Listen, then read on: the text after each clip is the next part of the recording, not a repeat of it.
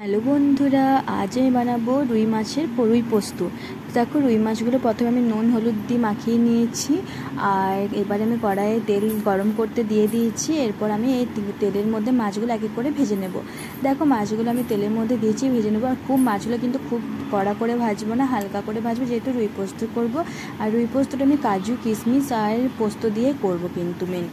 আর এখানে দেখো, মশলা নিয়ে নিয়েছি, গরম মশলা বাটা, পেঁয়াজ বাটা, কিছু পেঁয়াজ কুচি, আদা রসুন, আর এখানে তোমার আছে কাজু, পেস্তা, আর কাজু, মগজদানা, পোস্ত আর কিশমিশ। ব্যাস। আমি দেখো, যে যেমন পরিমাণের মাছ নেবে সেই পরিমাণে করতে হবে, যে প্রচুর মশলাপাতির দরকার সেটা কিন্তু না। তো দেখো, মাছগুলো কিন্তু আমি হালকাভাবে ফ্রাই করে নিলাম। এবারে মাছগুলো ভাজা হয়ে যাওয়ার পর কড়াইয়ের মধ্যে আমি পেঁয়াজ কুচি দিয়ে দেবো আর দেবো টমেটো।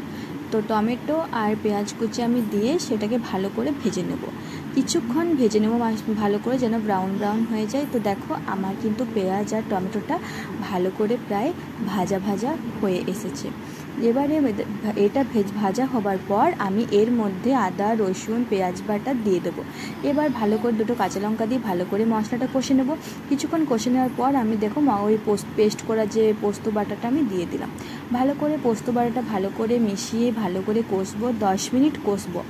তো তার জন্য দেখো, আমি তার মাঝে অর্ণাকে যেহেতু খাওয়াচ্ছিলাম, ওর জন্য স্কিপ করেছি অনেকটাই।